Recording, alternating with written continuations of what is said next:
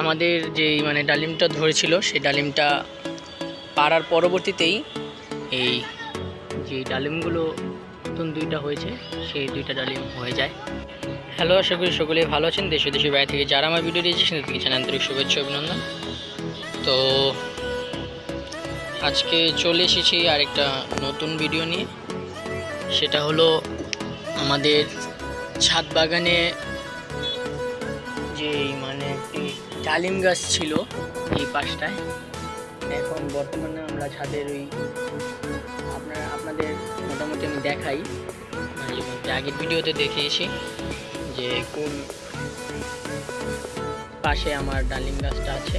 ছাদের বিপরীত পাশে ডালিম গাছটা রয়েছে।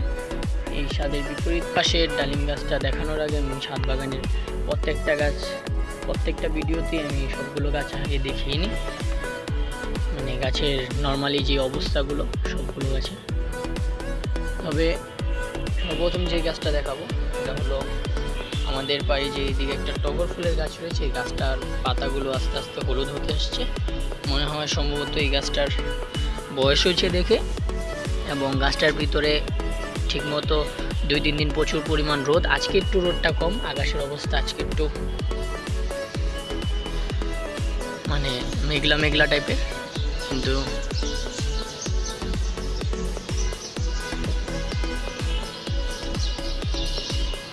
কিন্তু এমনিতে কালকেও প্রচুর পরিমাণ রোদ হয়েছে এবং আজকে দুপুরেও রোদ ছিল মোটামুটি।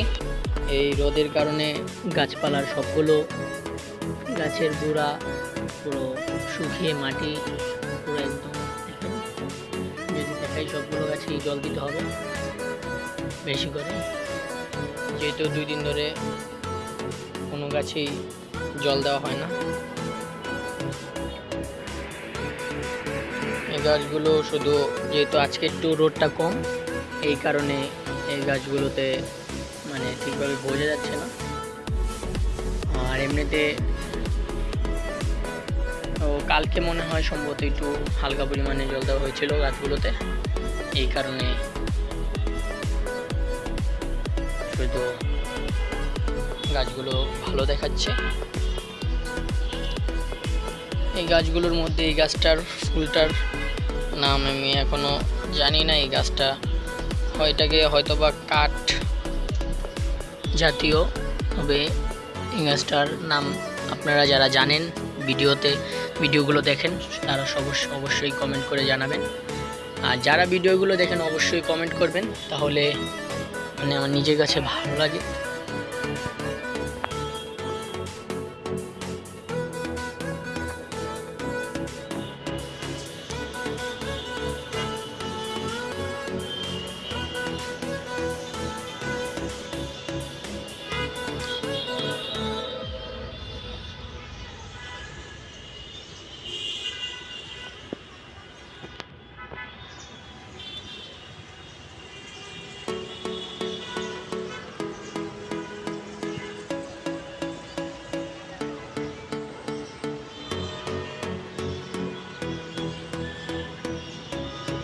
সবগুলো গাছই মোটামুটি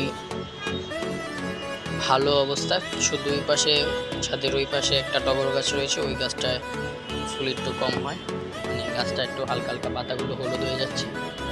আর এইদিকেও রয়েছে।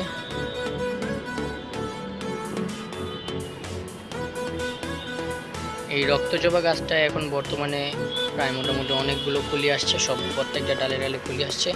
কিন্তু ব্যাপারটা হলো সবগুলো ডালে সবগুলো কলি ফোটে না ফুল, এই যে এরকম হয়ে পড়ে যায় সবগুলো গাছ। আর এদিকে আছে আরেকটা সাদা জবা, তার পাশে একটা আর রাম তুলসী, আর এদিকে লেবু গাছ। আর বৈশাখ গাছগুলো মোটামুটি কিছুদিন পর কেটে নিয়ে খাওয়া হয়।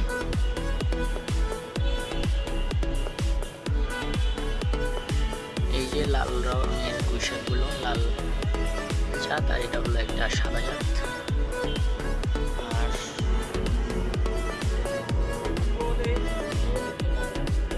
আর এইদিকে একটা বেলি ফুলের গাছ। এই গাছটাও মোটামুটি আস্তে আস্তে বড় হচ্ছে। এই গাছটা ভেবেছিলাম গাছটা মারা যাবে, তবে পরবর্তীতে এটা আস্তে আস্তে হালকা অল্প অল্প করে আস্তে আস্তে বড় হচ্ছে। তবে এটা প্রায় 1 মাস 1.5 মাস লাগবে, 1 মাস লাগবে।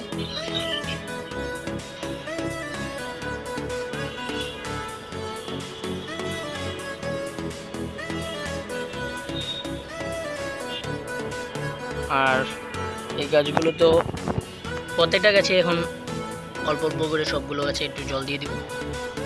আর এদিকে নয়নতারা যে ফুল গাছটা আছে সেই গাছটায় জল দিয়ে দিব। গাছটাও হলুদ হয়ে যাচ্ছে পাতা, এবং পাতাগুলো একটু হালকা হালকা শুকিয়ে গিয়েছে। এই গাছটার মধ্যে 2টা ডালিম মানে পরিপূর্ণভাবে বড় হয়েছে, এগুলো 2টাই বড় হবে। এদিকে একটা আর একটা ওই তো করে, এই 2টা আরও আসছে। প্রত্যেকটা ডালে ডালে ছোট ছোট করে আরও হচ্ছে, আস্তে আস্তে আরও হবে। তবে এই ছিল ভিডিও, সামনের কোনো ভিডিওতে দেখা হবে নেক্সট বিষয় নিয়ে, নেক্সট টপিক নিয়ে। সে পর্যন্ত আপনাদের সকলের গাছপালা ভালো থাকুক, সুস্থ থাকুক। বাই।